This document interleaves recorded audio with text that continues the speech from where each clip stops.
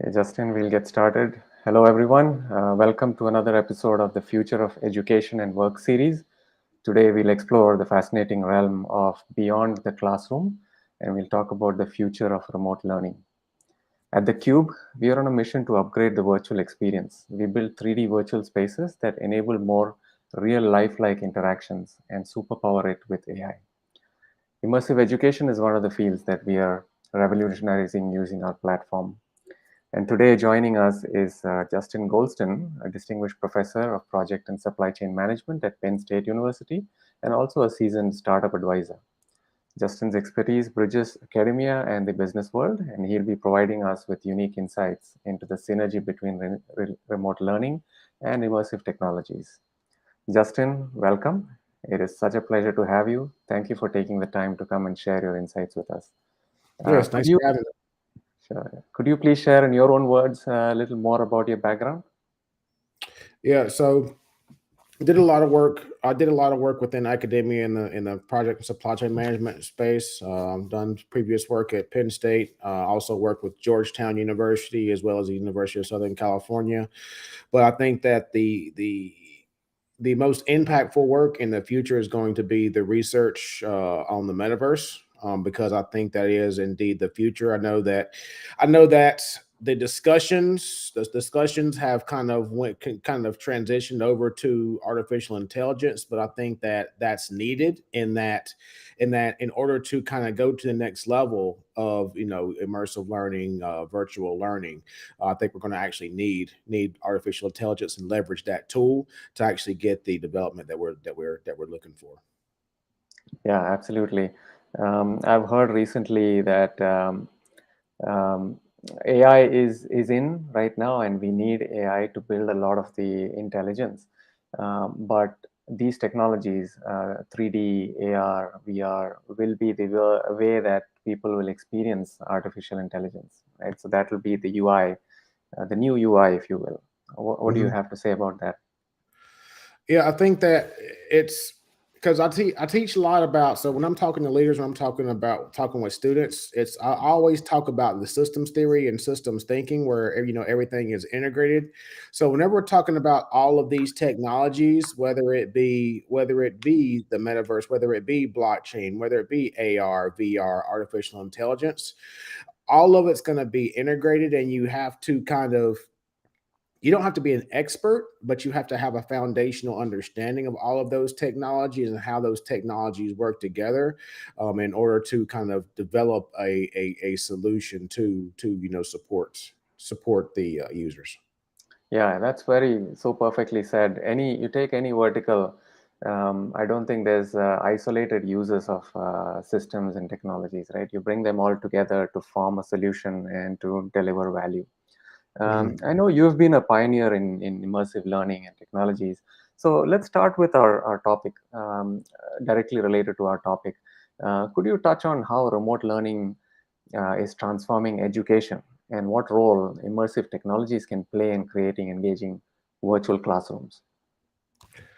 I think that I think that the immersive learning, we were kind of forced into the immersive learning, with COVID, in that we all had to make that transition, right? And I think that because we were forced in it, because we were launched into it, we had to accelerate the development of those tools, right? So I think that if COVID didn't happen, I don't think we would be at the place we're at now in terms of the metaverse and in terms of immersive learning and things like that, to be honest. So because we had to kind of be within that space, based on my experience, if you create the correct platform, you actually increase the engagements. You increase the engagement. So I'm talking about it from an educational perspective. So I'm talking about it from a teaching lens, right? So you increase engagements among the students, and then those students that are normally not as apt to speak up, will speak up, because you can actually, be behind an avatar.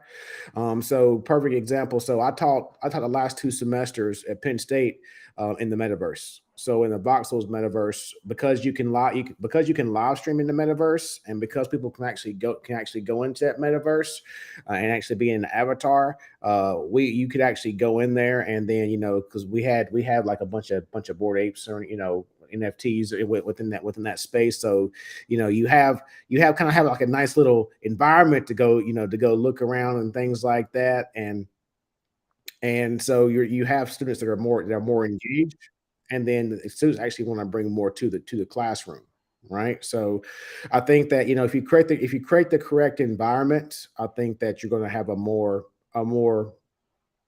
engaging experience, if you will. Yeah, I totally agree. And I've taken a few online classes, and what I've seen is people are not always comfortable turning on their camera all the time, right? And none of us are. We don't want to be on camera all the time. And students, that's what's happening. Mostly they don't turn on their camera. And sometimes even the instructors are not turning on their camera because of bandwidth or whatever the reason might be. So then it goes backward, right? What's the point of a online virtual classroom if those cameras are off? Second, so because of that, many students are not feeling the benefit of live classes, so they watch the recordings later. So kind of going backwards now, right? We came forward to having live classes, and then we're going backwards to watching the recordings. So exactly why, like you said, we need to bring some value in that live classroom. So putting people, taking away the pressure of being on a camera, which is not happening anyway, putting them in a gamified manner as an avatar, making them more confident about being there in that space, and giving them that spatial context where they know that there are others around you. You are closer to someone, you're not as close to someone else, and feeling an immersive experience will take that live experience to the next level, and where it should really be. It will get closer to a real classroom environment. It may not replace a classroom environment, but then not everybody at all times can be in a classroom. So it's a very close next best thing. Right. So that's what I've seen. Can you touch upon any examples of where successfully they've integrated immersive platforms into remote education settings? So outside of what I've done, because I do more experiential research, so I have to do it. I don't really talk to do too much theoretical research. I have to set up the metaverse, I have to teach in it, I have to actually do research, do some observations, and gather feedback. But there's a good use case. There's a good use case with Morehouse College, which is a historically Black college and university down in Atlanta, where they've actually created a metaversity, if you will, where I don't think all of their programs are taught in the metaverse, but a large percentage of their programs are taught in the metaverse. They've been doing this since 2021. So I mean, chemistry, biology, those complex types of, because see, I think that was developed because those types of courses were the most difficult during the pandemic. Right. I can teach business all day long. I can teach supply chain all day long on Zoom. But how can you teach a chemistry class? How can you teach a lab, online whenever everything was locked down? So I think that Morehouse took it from a research aspect and seeing how we could actually make that virtual lab, if you will, to kind of create that immersive experience with the sciences. So that's one use case that was actually put into practice during the pandemic, and they're still using that today. University of Nicosia is about to launch their masters in the metaverse program that gets launched next month. So they're actually going to be creating a lot of curriculum within the metaverse. They're going to be teaching all classes in the metaverse. So that's another use case where these research institutions are actually creating these immersive experiences, and actually researching these immersive experiences, and they've quickly became an area of study. if you will. Yeah. Didn't take too long. Yeah, very interesting. I've come across these also, and even things that are a little expensive to do, right? For example, flight simulation, police training, where there's a lot of cost involved in actually getting the things required for the teaching, right? So those are being simulated very effectively in using these technologies. So that's one thing where that is a necessity, right? So for on the other side, how can actually educators leverage these immersive experience to make some complex subjects more understandable and engaging? So to simplify things or to make things better from where it is today. I think, well, like I think you kind of alluded to this before. From a cost perspective, it's going to be expensive. Where you might have to depend upon grants, federal grants and things like that, where you can kind of create an immersive experience from a geographical perspective or an American history perspective, or a history. So you can actually immerse. You can put on the headsets, and you can immerse the students within those environments and go through World War II and those types of environments. Right? I bet you that increases engagement now, wouldn't it? Right, you get thrown in the middle of World War I, World War II. I think you're gonna retain that information a little bit better. But again, that's going to come with a cost. But I think that will kind of enhance that learning experience. Once again, I think that I don't think it was Morehouse, but it was another institution where, like they were doing like a biology class. And you put on a headset, right? And you create this immersive experience where you're actually going through the human body, right? And things like that, and learning about cells and and things like that. So, if you immerse the students within that environment, not just teach it, but immerse the students within those environments, I think that's going to kind of enhance that learning experience. And I bet you have more students show up. Yeah. So the history example does really resonate with me because I was never fond of history as much. I wouldn't get the dates and the events into my head. I'm sure if I was immersed into it, went back and was part of like a like that time of the history that we're talking about, and I could really see it and feel it and stand in between and pause and learn. I'm sure I would learn a lot more.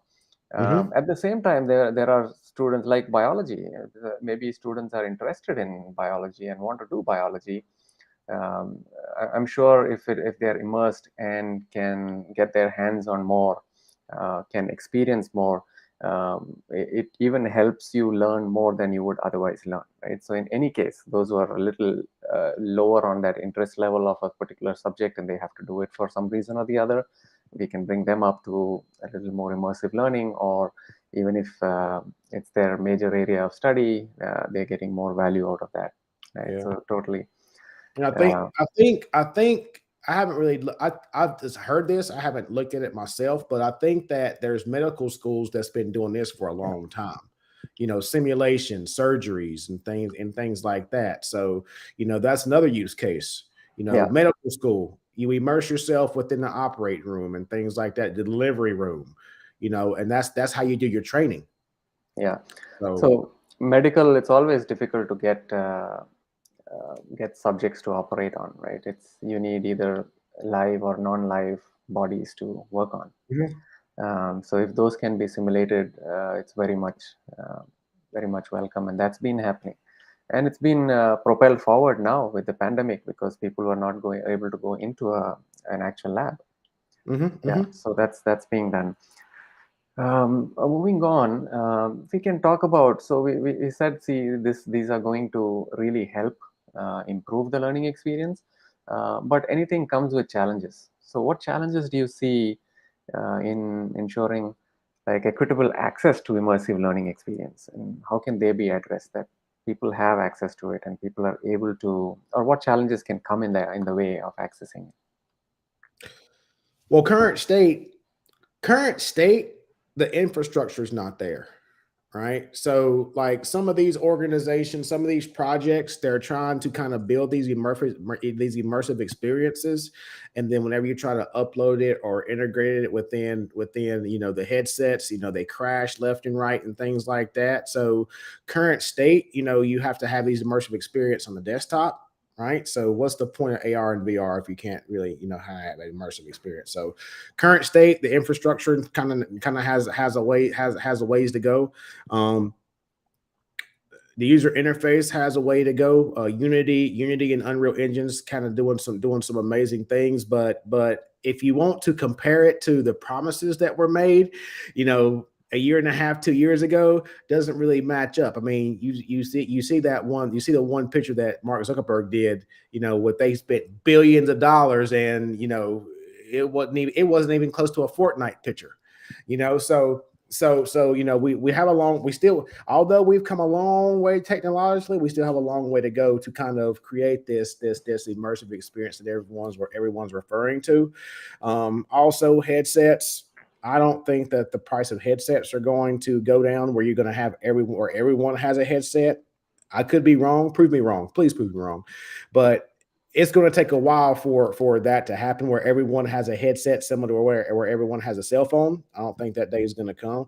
But I think that if we kind of create some kind of programs, where the governments across the world and all countries across the world kind of creates, funding similar to, how we had desktops in a computer labs around schools. If we have a similar model to, headsets around schools. I know some U.S. institutions, not even universities, but like down to the high school level, are getting like state funding to kind of get headsets and introduce students to this, within STEM programs.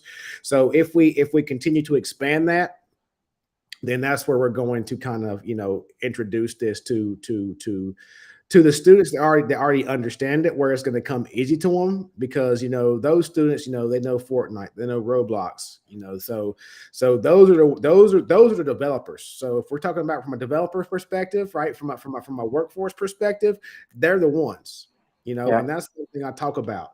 We can't compete with the 10-year-olds. This is all they know, right? Those are the people. Those are our developers.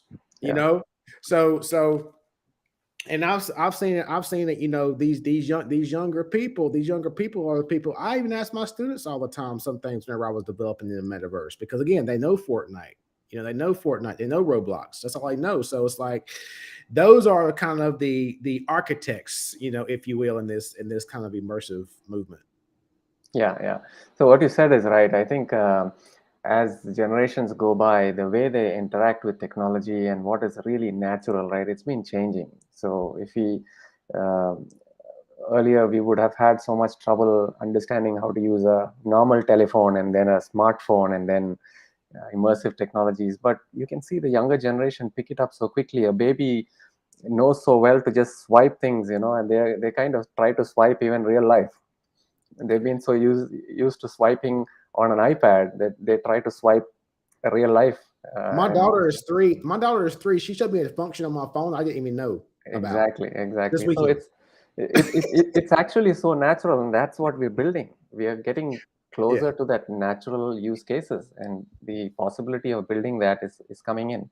Hmm. But interesting that you say the challenges, right? So I see it in three or four parts. One is the access to tech, the headsets and technology itself. Obviously, price is a function right now, which Hmm. is pretty high. Also, form factors, right? How big these things are today, Oh yeah. how and normally it is a barrier for people who are not serious, say gamers, right? Gamers, they're ready to wear this and sit for a few hours and play a game. They're also ready to shell out that money for that. But in any other use cases, people are not motivated to go buy a headset and wear it for, say, a classroom, right? Wear it for 6 to 8 hours a day. So that's definitely something that will have to evolve, and it will. It just takes its time, and maybe not as quick as we thought it should, but it will move. But there's a second part to it, is the platforms itself, right? So what we at the Cube, we have a platform which is compatible with headsets, but you don't have to wear a headset to really have a spatial context to it, right? So you can come into a spatial environment, you can feel that it is a three-dimensional space that you're walking around in, and you can feel who is close to you. So there's a spatial context, there's spatial audio, which someone closer to you hears you better than someone further away. So those things are there in the platform, which don't um, have to suffer because of not having a headset or because they're expensive, form factors, and all of that. So that's that second thing, the platform itself, and those are evolving. Um, the next one is actually um, say the use cases and the belief in moving to these technologies, right? So once that people a university or a school decides that we want to get into these kind of technologies, embrace the latest and greatest, and give it a shot, that's when everything comes to life, right? That's when we embrace these platforms. That's when technology is embraced, and that also incentivizes all these developers to now put in enough research and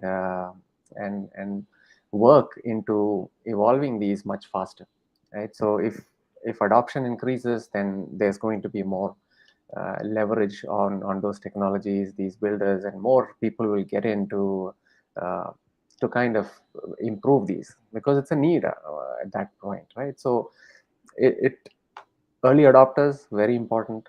There are certain things right now that people can adopt in terms of those platforms. The headsets and technology that's not yet there will evolve over time, and it can be fast tracked with more adoption. That's how I am seeing it. Any comments on it? No, I agree. I agree with you. I agree with you where, and that's the thing. It's like, okay, what is going to trigger the mass adoption, right? It's not going to, in my opinion, it's not going to be the developers. It's just going to be creating solutions that are appealing, that people want to stay in. It's like social media, Facebook, Instagram. They want to create that stickiness to keep people on a platform. That's why people get rewarded for Twitter, for TikTok, because they're keeping the people on the platform. So like, what's going to create that stickiness in these immersive environments to keep people in there, right? Yeah. Current state, many people aren't staying in those immersive experiences right now, right? And Yeah. now I'm not a meta fan, but Horizon Worlds was okay, right? People still didn't stay in there. Yeah. So yeah, that's Yeah, the main. but as If you figure that out, you're gonna make a lot of money. yeah, as use cases evolve, and enterprises adopt it, then people want to, if you get on something and if you are bored in half an hour, then you won't stay on it. Probably you'll not return, right? But if Mm-hmm. there's a use case that is improving the way you work, the way you study, and the way you connect with people outside of all of this, it's going to bring you back. It's going to raise their adoption. Yeah. Mm-hmm. So moving on, we talked about remote learning and how we got thrown into this remote learning, and most of the on-campus learning became remote learning during the pandemic. But let's talk about, say, online education as it was before. So how do you think, and what do you think is the future of that online education itself? Of course, the on-campus things may go back, but what do you think of the future of online education, and what is the potential of immersive technologies there? Is that gap going to reduce between people who are choosing online education versus who want to go into on campus? We're actually seeing it. We're actually seeing it now. If you look at academic institutions, enrollment numbers have been going down the last 5 years, right? Because COVID kind of unlocked these other means to learn, right? And as people find other means to learn with the advent of artificial intelligence, where I could actually train, if I want to specialize in a certain topic, I can train AI on that topic, and no professor in the world is going to be able to compete with it, to be honest, right? So but it takes a certain person to do that. So if you have an entrepreneurial spirit, you could get away with that, right?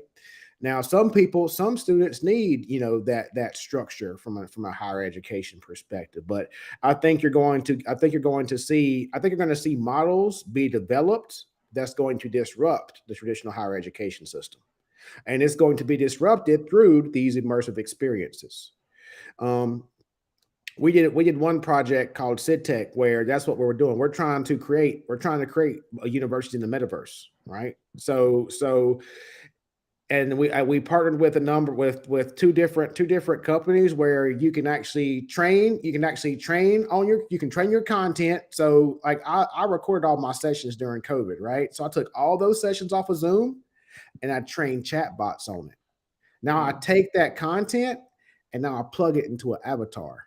Now I have an online professor that I can teach tens of thousands of students on at the same time. Yeah. Right. Now the only gap is grading the papers, right? So yeah, you can automate the grading, but there are certain things, it gets to a certain level where everything can't be automated. You have to have a human looking at understanding the competency of those students. So you're going to start to see models like that where organizations are going to kind of get the best teachers out there, the best professors out there, work with them on their data, pull their data. They have proprietary data, then now you bring in the Web3 space. So now you can have NFTs, or now that professor is going to monetize off of that, like we see with NFTs now. Professors are going to monetize off of that content, and now professors are going to educate people around the world. Yeah. Right. Yeah. Very interesting. Like you said, first point is that online education is being preferred largely over on-campus education. 1000%.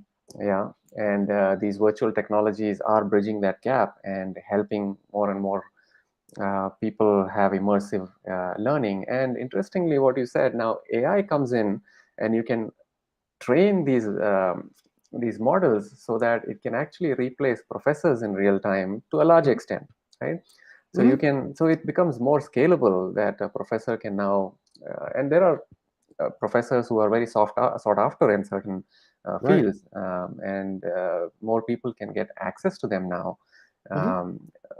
Like many times what happens in large classes, most of the classes are taught by assistants, right, who are not the actual professors. They're taught by the assistants. So now AI can be that assistant, but much closer to the actual professor, because the model has been trained by what that professor would say and do and respond to, right? So yeah, very interesting. And these platforms can bring all that together, enable them, which is definitely the way to go. Yeah. Now I do want to kind of come back and say, I'm not saying that traditional education is going to die. I'm not going to say universities are going to die in the next 10 years, because some people want that experience. Some people want that college experience, right? So it's not going to go away. I'm just saying over the next couple of years, more people are going to prefer, these online immersive experiences versus the face-to-face type experience, especially with the cost of education going the way it is now. Yeah, totally agree. So those who really want to go in for college education, on-campus education, definitely must do it. There's no replacement to real-life interactions. But what these platforms do is it enables a lot more people to get that education, right? Those who are not able to go into the college, either because of physical constraints or because of costs and all of that, right? So it only increases the possibilities. It does not really take away as much. Yeah, and I think it also depends. It would also depend upon like the subject matter as well, right?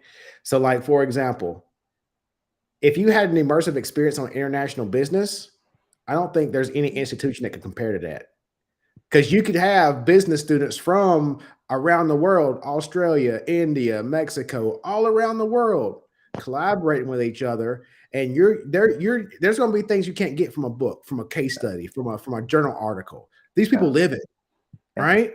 So it's like it depends on the subject matter of, because if somebody was offering an immersive experience on international business, I would not step foot on a university talking to an American who just studied it. No, I want to hear it from the horse's mouth. Yeah. How does it really work? Yeah. So very interesting point there, very valid. Because how universities were addressing this is by giving like foreign immersions. So you do Mhm. a certain module of a course in another country. You have sister universities that you partner with and do transfer and all of that. So here you bring all of the students in a virtual campus together, and you have it right from day one, right? And you're Mhm. interacting, making those connections all over the world and learning directly. Very valid, and it's a benefit right off the bat. Mhm. Absolutely. And I think it's a win-win for everyone as well. Yeah. Because even if you had a professor kind of moderating or facilitating that class, that professor's going to learn so much. She's going to learn as much as the students. He or she's going to learn as much as the students. Yeah. You know. Totally agree. Totally agree. Yeah. So talking about that now, right? Teachers and students interactions. How do you think this can be improved? What can educational institutions do and adopt to ensure more effective student and teacher interactions in the virtual environments? Some of it is given, right? You learn because of this culture immersion and such, but there's also some challenges where you're not in real life. You are in a Mhm. virtual platform. So Mhm. how can that aspect be improved? This may sound a little bit crazy, but academic institutions and educators need to educate themselves on this topic. You know, because I've had so many times people asking me about immersive technologies, metaverse, AR, VR, AI. Because again, they within academia, a lot of those professors kind of stay in their bubble, right? They don't want to learn about this. They actually don't want to learn about this stuff unless they're forced to learn about it. And the school has a kind of package it up where you're forced to learn about these particular topics. These are my thoughts, my experiences, right? So they're not going to go out on their own and trying to learn about AI and things like that. So they have to the institutions have to kind of create things where they educate the faculty on these experiences, and that's really the only way that they're going to understand it. Because I know, me personally, I know a lot of people they're dismissing Fortnite and things like that, but that's kind of the foundation or a jumping off point for all this, in a way, if you think about it. And like I said, if you can relate Fortnite, Roblox to these immersive experiences, now you have the students' attention. The same way you collaborate on Fortnite, same way you collaborate on Twitch, now you can collaborate the same way in the classroom. Right. So that's coming to educating the educators, right? So Yep. teaching them how to adopt and understand these new technologies, because of course the professors are an older generation than the students themselves, right? So students find it much easier to jump into that, but the adoption actually has to come from those universities and the teachers. So Hmm. educating them, teaching them. Uh, is the way to go. Any thoughts on how that can be done? Or how would you think that we do that first, right? So that becomes the roadblock to him getting this technology in. So how do we start by and where do we start educating and It has to getting be them comfortable? it has to be a top down approach, because again, I'm just speaking this about some institutions are so bureaucratic that it takes a long time to institute change. So it has to come from the top, where the executive team, the administration has to support this type of initiative, because within academia you're going to get pushback regardless. No matter what, any kind of change, you're going to get pushback.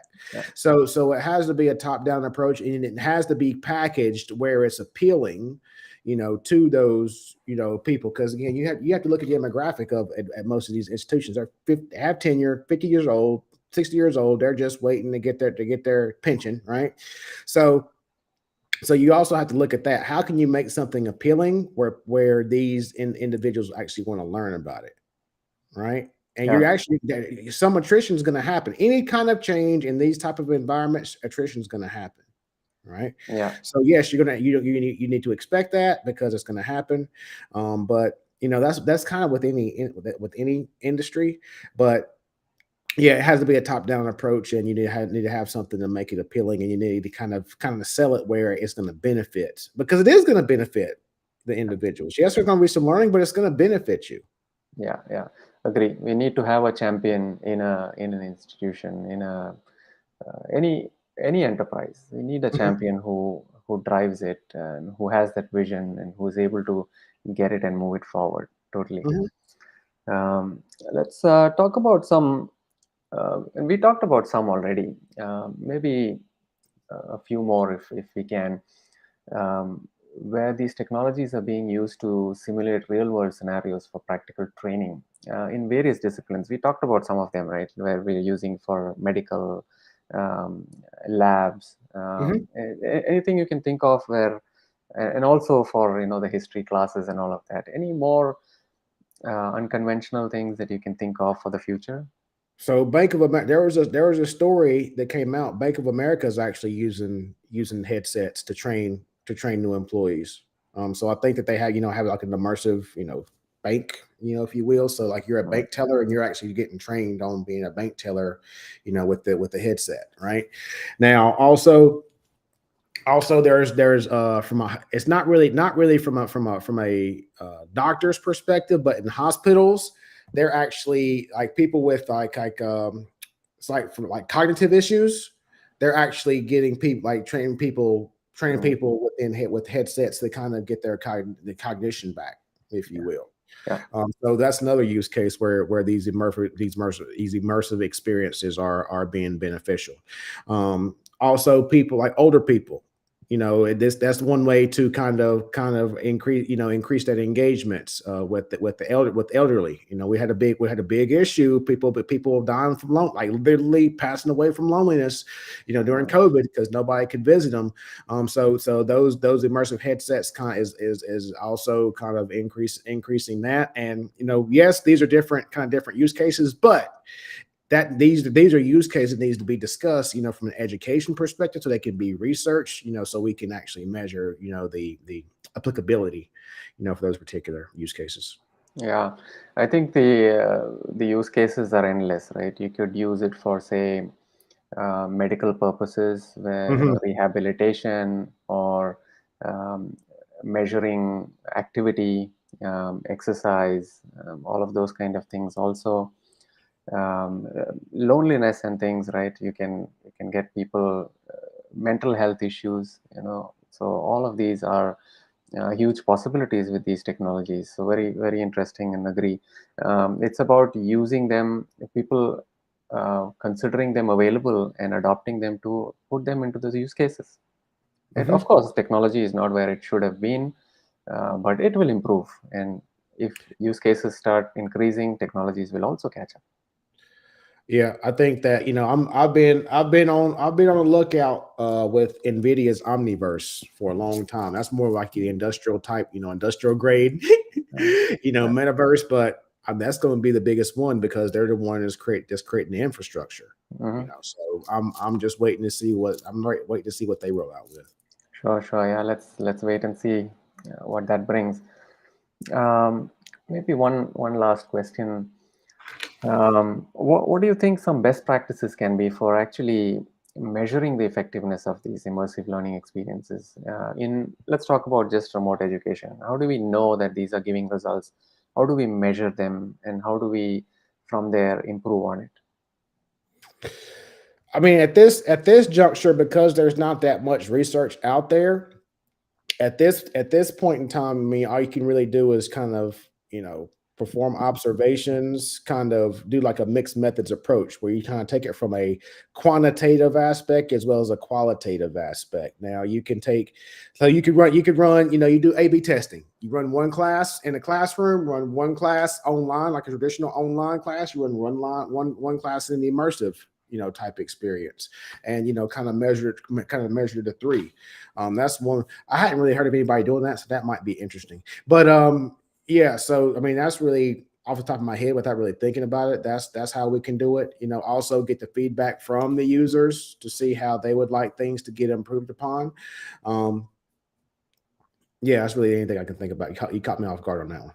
Yeah, no. I think what you said is right. When we don't have models that are already in place, we start by a brute force approach, right? We compare A/B, very valid. So we start with comparing the two. We put the same person through two different experiences and see how they feel, or we have two sets of cohorts which are going through one and the other and check that.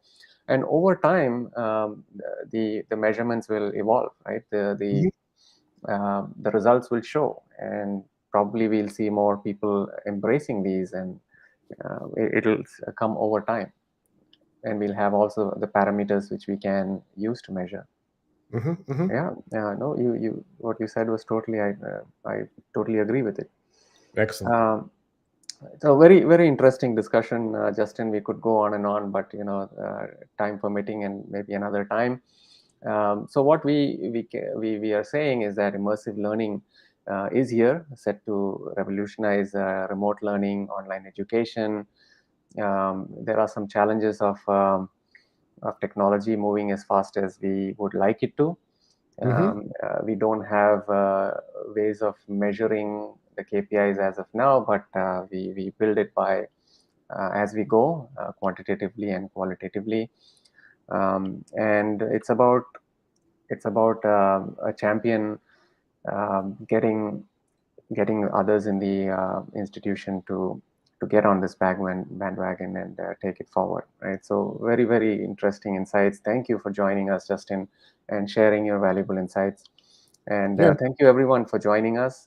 Justin, any parting thoughts? Nope, don't have anything. I just say that just continue to educate yourself in this area, because it is indeed the future. Yeah, absolutely, totally agree. And the future is here right now. So Yeah. thank you everyone. Welcome to the future. All right. Thanks.